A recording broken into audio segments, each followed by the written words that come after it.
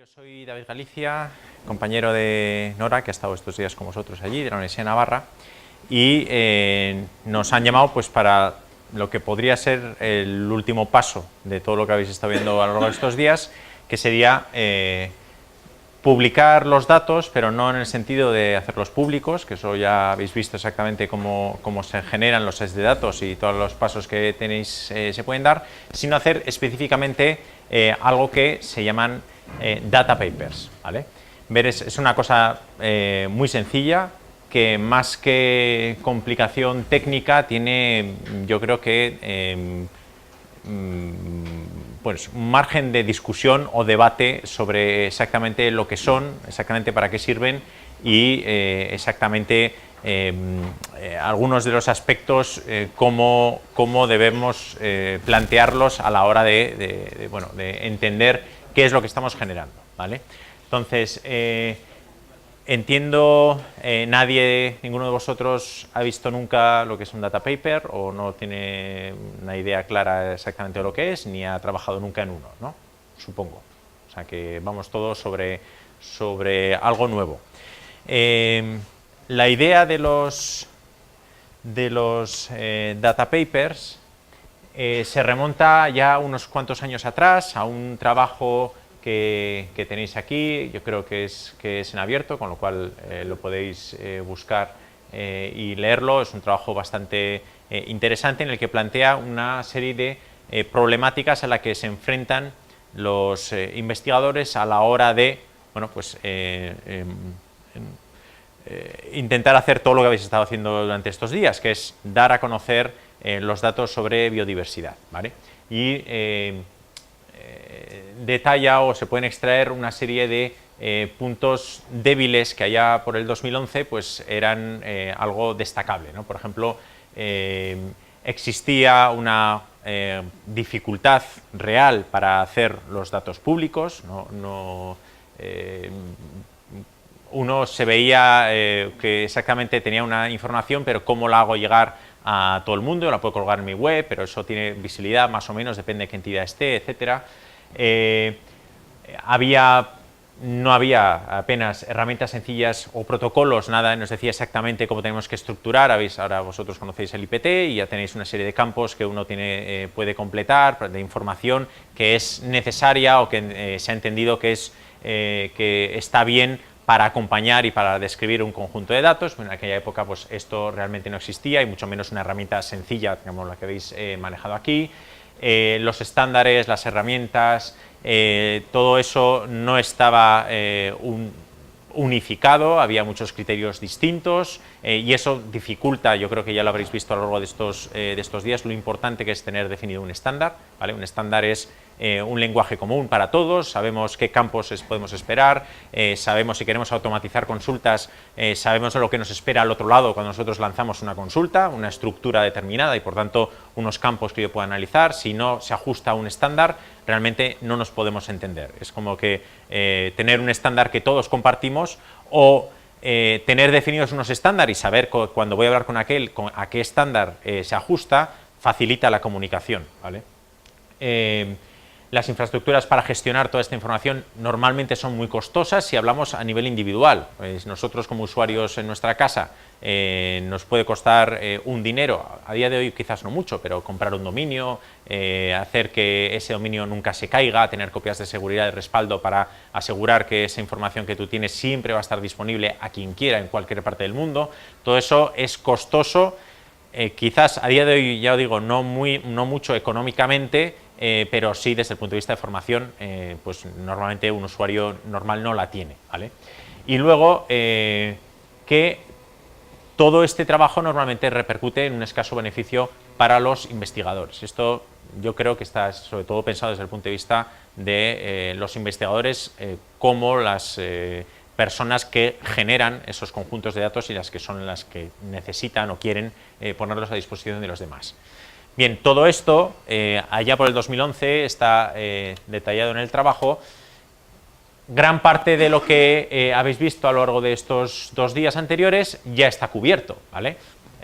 Os han hablado de estándares, os han hablado del Darwin Core Archive, os han hablado de la herramienta del IPT como un lugar en el que podéis todos, aquí no sé cuántas personas estamos, pues 20, cada uno puede coger su set de datos y si todos entramos a través del IPT, todos vamos a estructurarlo exactamente de la misma forma, con lo cual va a hacer más fácil que nos entendamos unos a otros y plataformas como GBIF, por ejemplo, pues lo que nos facilitan son herramientas que nosotros no tenemos que gestionar, no tenemos que cuidar, tienen sus informáticos, tienen sus infraestructuras y sabemos que nuestros datos están allí subidos y están en principio bien conservados y van a ser accesibles desde cualquier parte del mundo. Todo eso está asegurado, ¿vale? Había una cosa que seguía sin estar muy clara y es exactamente qué beneficio sacan los investigadores de hacer esta labor, ¿vale? Y aquí, siendo un poco egoístas, de decir que el beneficio, bueno, podemos pensar en el beneficio común, ya os han hablado de lo importante que es que los datos de biodiversidad estén accesibles, todo lo que nos permite analizar, toda la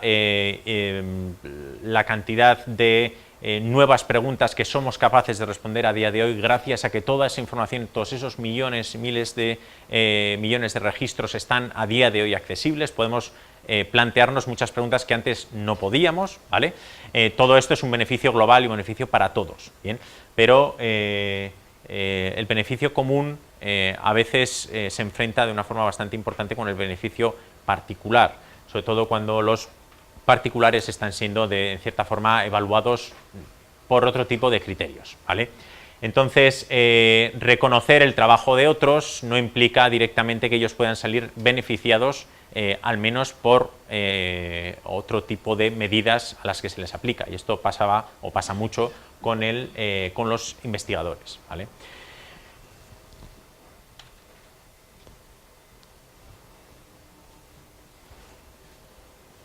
Creo que todos más o menos trabajáis con algún tipo de colección o directamente trabajando en colecciones o generando información que puede formar parte de una colección, y yo creo que todos más o menos somos conscientes de lo que cuesta hacer esto, ¿vale? A nosotros, que trabajamos en una universidad pues, relativamente pequeña, al menos en nuestro ámbito, en lo que es la biología ambiental, pues hay investigadores que están más implicados con la conservación de los datos, otros que trabajan más en la generación de los datos y otros que simplemente pues, ni generan ni los explotan porque se dedican a otras áreas. Y aun trabajando codo con codo es difícil hacer ver a alguien que no toca una colección, que no se enfrenta a una base de datos, hacerle ver los costes que tiene mantener ese recurso vivo, ¿vale?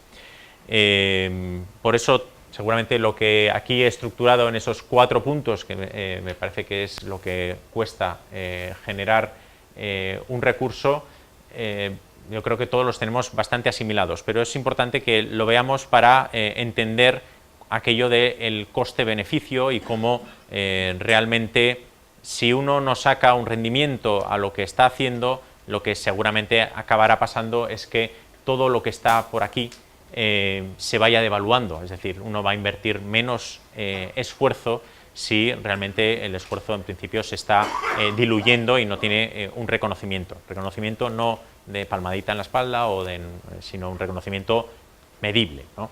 Entonces, la recopilación de los metadatos, todo eso ya lo habéis visto, la digitalización, la conservación y la gestión y la depuración de los datos realmente son procedimientos que, depende de dónde estéis trabajando, ya están integrados en la rutina, ¿vale? Si pertenecéis a algún museo, si pertenecéis a alguna entidad de investigación o si sois los propios generadores de vuestros datos y de vuestras investigaciones, vosotros hacéis eso de forma rutinaria, ¿vale? Pues evidentemente guardáis la información de cómo realizáis los protocolos, están en algún sitio los muestreos, os aseguréis que los datos están bien y os aseguréis mucho que los datos se mantengan a salvo y os aseguráis que los datos estén limpios y que no tengan morralla que luego para los análisis pues nos metan cosas extrañas. Eso hasta ahí bien, ¿vale? Pero el siguiente paso, el cuarto, es lo que realmente genera lo que yo entiendo como un recurso. Es decir, la información que es útil a terceros. Evidentemente nuestra información es útil para nosotros, puede ser un recurso para nosotros, pero aquí lo que estamos hablando es que sea un recurso para todos. Y por tanto, esa parte final, el hacer accesibles los datos, es un punto importante, ¿vale? Entonces, iré sacando aquí frases así muy categóricas, pero que yo creo que resumen un poco lo que voy diciendo. Y es que sería interesante que implementáramos la creación de recursos, es decir, llegar hasta este punto, ¿vale?, en los protocolos de gestión de nuestras colecciones. Que tengamos ya desde el primer momento en el que estamos gestionando pues una colección, desde que estamos fotografiando una caja de insectos, desde que estamos pasando una serie de documentos, los estamos digitalizando y pinchando, el objetivo final no es que estén en nuestra base de datos. El objetivo final es que sean un recurso a terceros, ¿vale? Y que eso tiene que estar implementado dentro de esa rueda en la que nosotros trabajamos. Si no, si no, uno puede sentirse más o menos cómodo diciendo que está trabajando en un entorno que tiene sus bases de datos bien, tiene todo eso y yo cualquier cosa que me pidas yo te la puedo conseguir, que eso está bien, no es para nada, pero luego a posteriori trabajar en la estandarización, trabajar en la conversión de nuestra base de datos en los estándares que está manejando todo el mundo cuando se conecta con otros, luego eso supone un esfuerzo adicional. Si está todo integrado, todo con visión de generar los recursos, las cosas normalmente pueden fluir más fácil. Es algo que nosotros hemos aprendido al ritmo al que estas cosas se han ido generando. Hace 20 años nadie hablaba de compartir toda la información directamente entre sí, sino que se generaban sus documentos sumarios que uno tenía que consultar o tenía que viajar al museo X para ver cuáles eran los catálogos de ese museo y mirarlo allí in situ, ¿vale? Todo eso ha cambiado mucho y por tanto hay mucho trabajo hacia atrás que hacer, pero para todo lo que se va generando aquí en adelante, si implementamos esto vamos a avanzar mucho más rápido, ¿no? Entonces, los metadatos. Realmente los metadatos, a mí como investigador, es lo que más pereza me da, ¿vale? ¿Por qué? Pues porque los considera siempre como cosas accesorias, ¿vale? Es el proyecto que financia esto, sí, agradezco mucho al que me ha financiado el proyecto, pero yo lo que quiero es el objetivo de mi investigación, que son mis datos, que los quiero analizar y quiero saber los resultados y quiero publicar el artículo que habla de esos resultados y esos objetivos. Pero los metadatos son cruciales y son muy importantes, ¿vale? Entonces, ¿cuánto cuesta mantener o recopilar o tener organizados los metadatos de un conjunto de datos? Depende mucho de ese conjunto de datos, ¿vale? No es lo mismo tener un proyecto que te lo han concedido este año y que ya en el entorno en el que estáis, ahora volvéis después de haber recibido un curso de 3 días aquí sobre compartición de datos y metadatos, y vuelves y de repente os dicen, nos han dado este proyecto, pues uno ya tiene el chip de, vale, pues toda la información del proyecto la vamos a ir estructurando de una forma correcta, ¿vale? Y para que luego sea más fácil explicar estos datos que de dónde han venido, cuáles son los protocolos, cuál es la fuente de financiación, cuál es el marco teórico del proyecto en el que se han generado estos datos. Todo eso, lo podemos hacer casi al vuelo y por tanto cuesta relativamente poco. Cuando el proyecto se ha finalizado recientemente, pues ya hay que ir a los archivos en los que eso, ¿vale?, estaba guardado, hablar con la secretaria o el secretario de turno que te dice dónde está en aquel archivador, lo encuentras afortunadamente, más fácil encontrarlo cuanto más reciente sea, cuanto más antiguo sea, más complicado de encontrar, ¿vale? Y cuando estamos hablando ya de colecciones históricas, estas cosas ya empiezan a ser muy costosas, ¿vale? Buscar exactamente toda la documentación relacionada con un conjunto de datos, con un conjunto de recursos de un museo, todo esto puede crecer hasta tal punto que puede ser imposible realmente saber exactamente todo lo que está relacionado con ese ejemplar que tú tienes en un sitio pinchado, en que tu única obsesión es saber quién lo trajo, ¿sabes? Y no puedes. Dices, pero en el año 80, ¿quién trabajaba en esta entidad? ¿Quién trabajaba con este grupo? Este señor, le llamas, se murió. Y entonces ya no sabes qué estaba haciendo ese día cuando fue allá. Entonces, todo esto se difumina en el universo histórico de las vicisitudes de vuestras entidades y esa información se pierde, ¿vale? Entonces, Cuando esas colecciones históricas son una única fuente, pues normalmente las cosas van relativamente bien. Estamos hablando de una donación, no, esto es una donación que hizo este tipo, ¿vale? Entonces, cuando es una donación, normalmente hay algún tipo de documentación. Cuando es un proyecto antiguo, pues por lo menos hay artículos que se publicaron con eso, entonces uno puede rastrear. Cuando hay una tesis, pues quieras que no, tesis de hace 30 años, eran un compendio de todo lo que se había hecho, pues bueno, es cuestión de volvérsela a leer y averiguar todo lo que había pasado y encontrarle un montón de fallos que no le vas a echar en cara 30 años después al señor de turno, porque igual es tu jefe además. Pero esas cosas más o menos se pueden, y luego ya los cajones desastre de multitud de material que uno no sabe qué hacer con él, al final lo pone todo bajo la misma etiqueta. Creo que todos por vuestras caras os habéis enfrentado a algún tipo u otro de estas tipologías. Y yo creo que estas dos flechas que tengo aquí, estaréis conmigo. No es nada, esto es algo que Nora y yo hemos puesto aquí, no es que sea nada universal, pero yo creo que esta es bastante fiel. La información es más fiable, más abundante conforme hablamos de proyectos más actuales y más detallados. El coste de conseguir estos metadatos es mayor cuantos más atrás nos vamos en el tiempo, ¿vale? No es universal, hay entidades que tienen todo muy bien registrado y hasta campañas históricas de hace 100 años pues están muy bien desglosadas, pero por muy bien que lo estén, normalmente no tendrán el nivel de precisión que pueden tener las de ahora. Solo hablamos de las localidades, normalmente antaño se describían de una forma mucho más vaga que lo que se pueden describir ahora, ¿no? ¿Hay alguno, porque me habían dicho que había alguien de Aranzadi, pero que ya no está? ¿Hay alguien de San Sebastián por aquí? San Sebastián, Guipúzcoa, ¿no? Bien, pues esta frase que está aquí, que es un poco lúgubre, lo pongo para recalcar una cosa que es así. En el cementerio de San Sebastián, a la entrada, pone esta leyenda, falta la parte final, en la que dice: pronto se dirá de vosotros lo que hoy se dice de nosotros. : murieron, ¿vale? Entonces, esto es así. La gente se jubila, la gente cambia de trabajo y la gente se muere, ¿vale? Y con ellos arrastran un montón de conocimientos sobre las colecciones que ellos conservaron o que ellos recopilaron.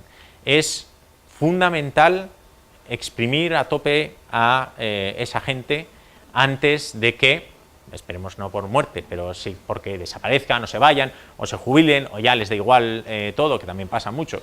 Y dicen: cuidaos, ahí te dejo 5 armarios llenos de cositas y te entretienes en estos próximos 30 años.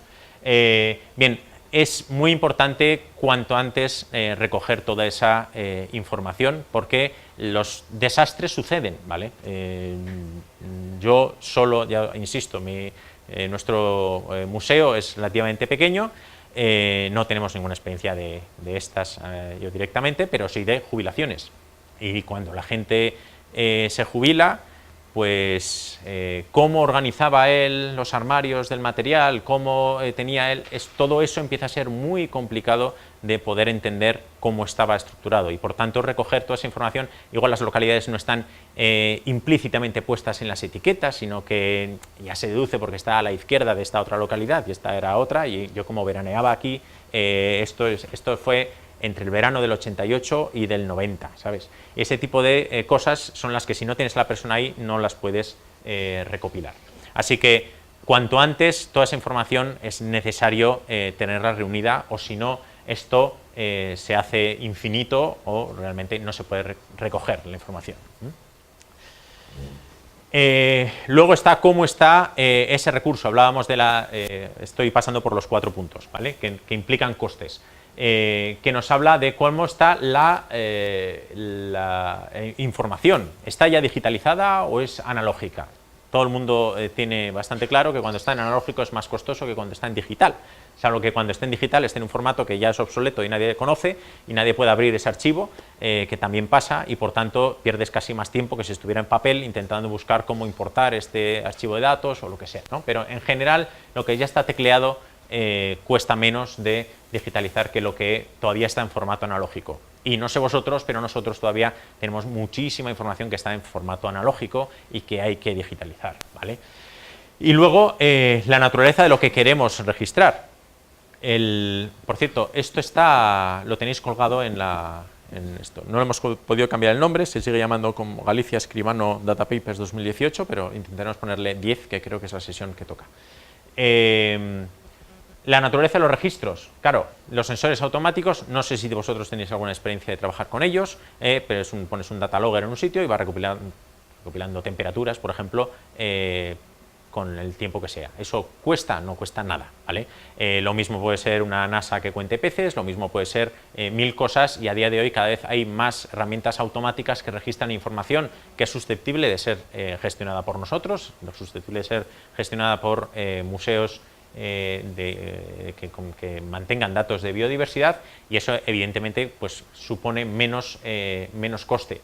Las observaciones también... ¡Uy! Me falta una pata aquí. Las observaciones también son relativamente baratas. Uno no tiene más que ir a consultar registros en GBIF y verá que, no sé, voy a decir una cifra, el 80% son observaciones de aves. ¿Alguien no sé si habéis barajado esas?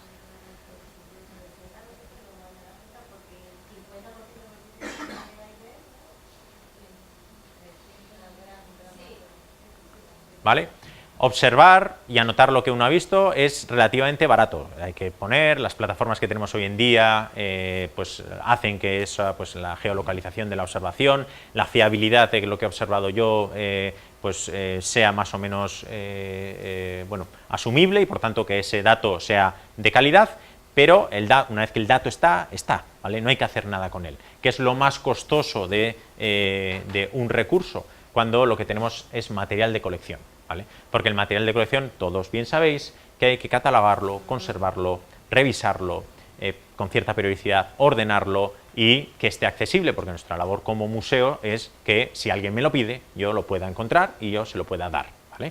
Prestar, ¿vale? Entonces, todo esto es un coste adicional. Ya no es solo, nos estamos preocupando por el recurso. Si os sabréis, nosotros los recursos que hemos publicado era, estupendo, vamos a generar una serie de recursos con los peces de agua dulce que tenemos en el museo.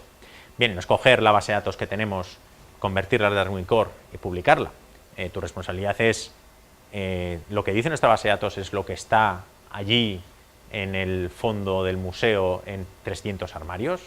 Pues coges uno a uno y buscas los botes. Los que no están, pones desaparecido, los que están les pones la etiqueta y bla, bla, bla, bla. ¿Por qué? Porque una vez que tú lo haces público y accesible, cualquiera te va a decir, oye, me interesa esa locha que tienes cogida en el río Urederra en el año 93. ¿Me la das? Entonces tendrás que ir, y queda muy mal, ir y decir, no, esta no la tengo. ¿No? Esto es como cuando un camarero te dice qué quieres y empiezas a pedir platos, y dice, esto no queda, y entonces dices, bueno, ¿qué tienes? Bien, pues más o menos lo mismo. Entonces, generar el recurso es muy costoso cuando el recurso apunta a material físico de la colección, porque una de las primeras cosas que hay que hacer es cerciorarse de que ese material físico está, y eso implica muchas cosas. Implica que o los botes están mal, hay que cambiar tapas, o los botes están vacíos, hay que rellenarlos, o las cajas hemos tenido antrenus y se nos han comido los insectos, o un montón de cosas que alargan meses lo que queramos hacer. Si todo está bien, si trabajáis bueno, todos trabajamos en entidades que quieren hacerlo de la mejor manera posible, y por tanto se supone que las cosas están bien, pero siempre pasan cosas, siempre desaparece material, siempre aparece material que no sabes que tenías, y entonces de repente hay que digitalizarlo, etcétera, etcétera, etcétera. Bien, todo esto añade costes.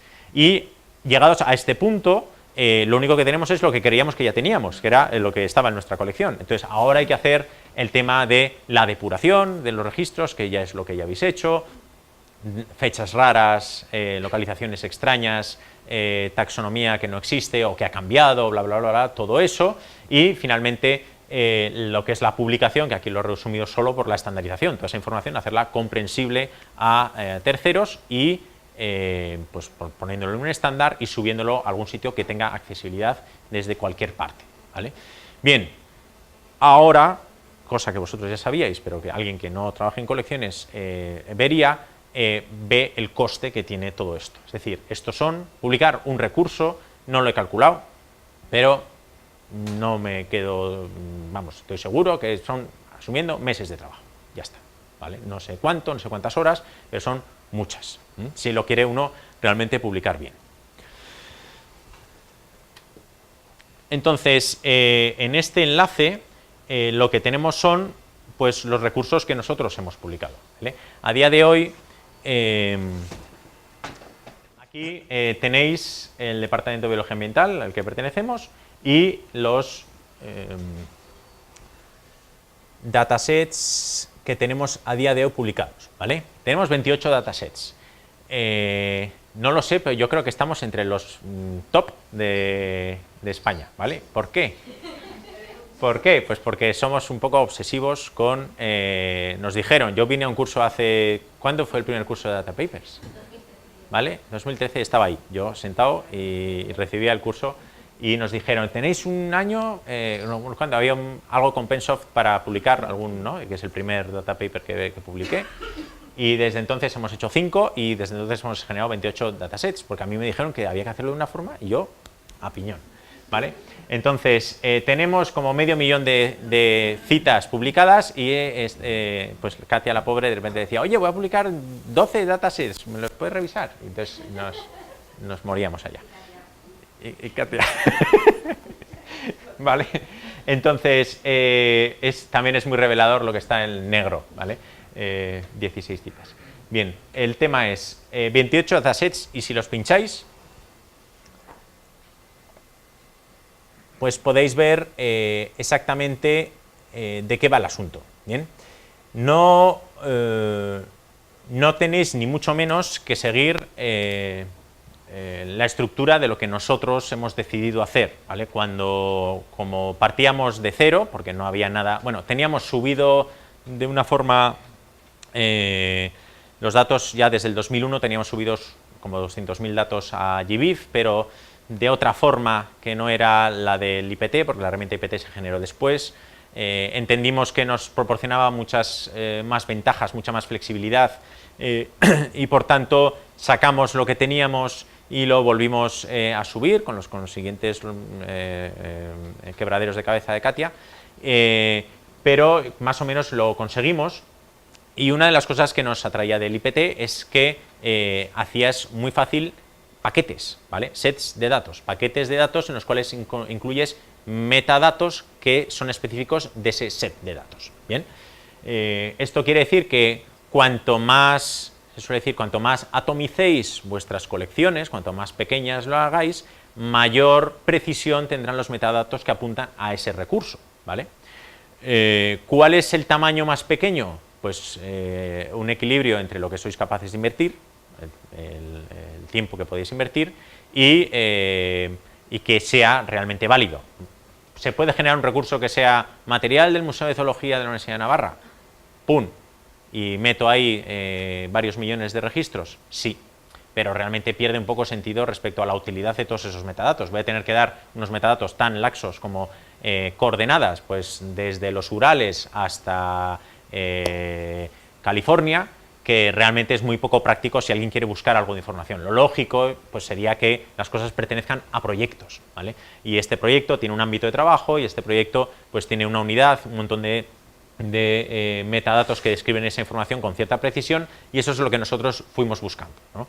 Exactamente de toda la colección de mamíferos que teníamos, qué unidades coherentes nosotros podríamos generar, ¿vale?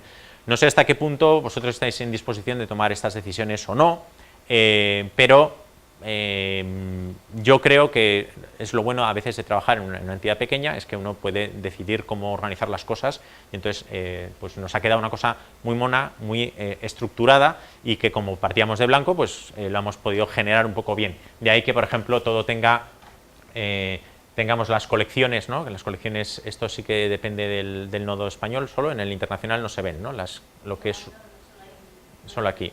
Pero bueno, tenemos abreviadas lo que son colecciones. MZNA es el acrónimo de nuestro museo, Museo de Zoología de la Universidad de Navarra. BERT, pues serían las colecciones de vertebrados. Entonces siempre es Mammals in BERT, dos puntos y algo que defina eso. Fishes in MZNA BERT y por ejemplo, si hay un título proyecto, si hay una tesis, en este caso, pues de Pedro Leunda, pues su tesis, ¿vale? Entonces, poco a poco fuimos viendo qué material estábamos en disposición de hacer paquetitos y subir, y como siempre, creo que ya he visto una presentación que hablabais se hablaba del sesgo por grupos taxonómicos, como no, todos los vertebrados están aquí, ¿vale?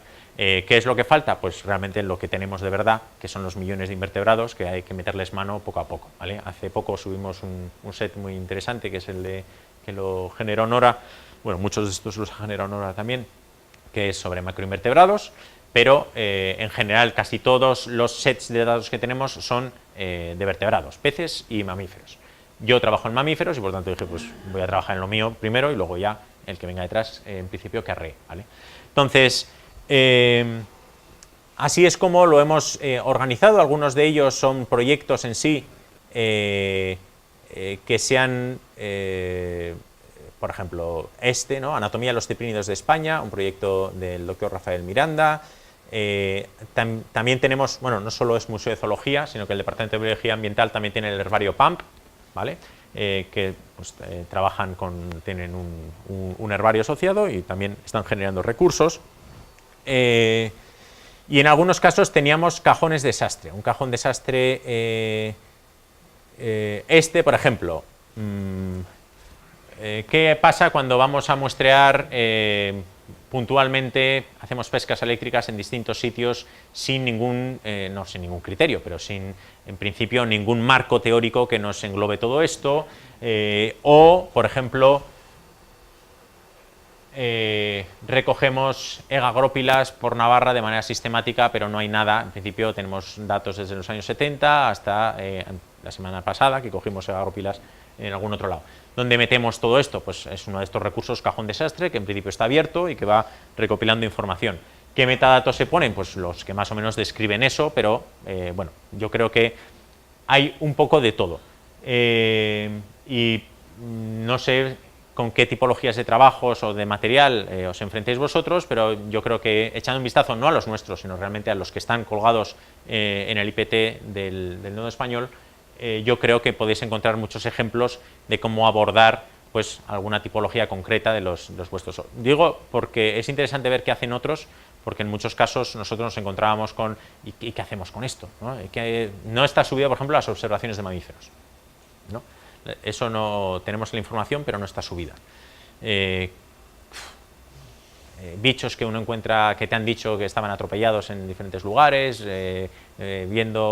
buscando egagrópilas me encuentro una garduña en un y lo anoto. ¿Qué hago con todo eso? Eso lo subo como un recurso. Realmente no tenemos tantos a día de hoy con herramientas como Naturalis o Natusfera, perdón, Natusfera, la que tenéis aquí una herramienta, ¿es la que dais algún curso aquí sobre? Vale, pues esa.